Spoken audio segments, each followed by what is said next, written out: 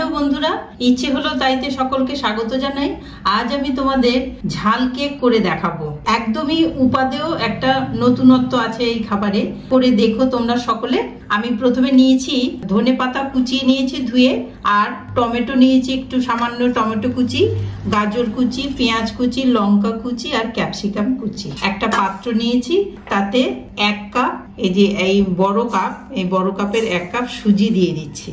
আর যেহেতু এই কাপের 1 কাপ সুজি নিয়েছি, সেহেতু এই কাপেরই 1/2 কাপ দই দেব। এটা দিয়ে দিচ্ছি। এবার এটা নাড়িয়ে সামান্য একটু জল দিয়ে 10 মিনিটের জন্য ঢাকা দিয়ে দেব। জলটা টেনে যাবে, আরো জল লাগবে, কিন্তু সেটা 10 মিনিট পর এসে দেব। এবার এটা ঢাকা দিয়ে ফিরে আসছি 10 মিনিট পর। ফিরে এলাম 10 মিনিট পর, ঢাকাটা খুলছি। এইরকম হয়েছে। এবার এতে সমস্ত উপকরণগুলো মিশিয়ে নিচ্ছি।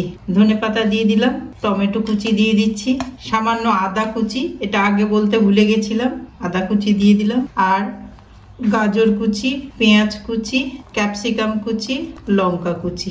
যারা শুকনো লঙ্কা খান তারা চিলি ফ্লেক্স দিতে পারেন, আমি অ্যাভয়েড করলাম।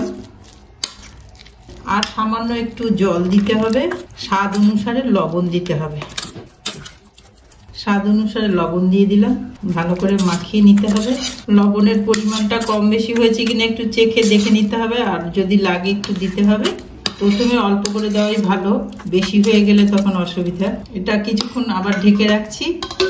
অন্য একটা পাত্রে সামান্য তেল দিয়ে দিচ্ছি, 1 চামচেরও কম তেল দিলাম। তেলটা গরম হয়েছে কিনা দেখে নিচ্ছি, হয়ে গেছে গরম। তাতে আমি সামান্য সর্ষে দিয়ে দিলাম ফোড়নের জন্য, আর কারি পাতা দিয়ে দিলাম, কুচিয়ে দিয়েছি কারি পাতা। ফোড়নটা হয়ে গেছে, এবার এই ফোড়নটা ওই মিশ্রণে ঢেলে দেবো, দিয়ে মিশিয়ে নেব। অন্য একটা পাত্র নিয়েছি, তাতে সামান্য একটু তেল দিয়ে ব্রাশ করে নেব পাত্রটার গায়ে, যাতে লেগে না যায়। সব শেষে 1 প্যাকেট ইনো দিয়ে দিচ্ছি। সামান্য একটু জল দিতে হবে, যেহেতু ইনো দিয়েছি। এবার যে পাত্রটায় তেল মাখিয়ে রেখেছিলাম, সেই পাত্রটায় সমস্ত মিশ্রণটা ঢেলে দেব। পাত্রটা একটু এইভাবে ট্যাপ করে নিতে হবে।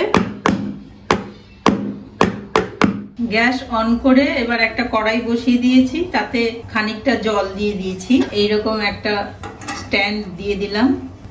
এবার পাত্রটা এই স্ট্যান্ডের উপরে বসিয়ে দিলাম, এইভাবে ঢাকা দিয়ে দিলাম। ফিরে আসবো 20 মিনিট পর। ফিরে এলাম, ঢাকনাটা খুলে দেখছি হয়েছে কিনা। মাঝে 20 মিনিট পর আমি ফিরে এসে দেখেছি, তখন হয়নি।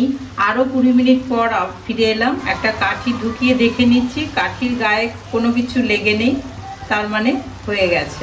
এবার এটা নামিয়ে নেব। ঝাল কেক নামিয়ে একটু ঠান্ডা করে নিয়েছি।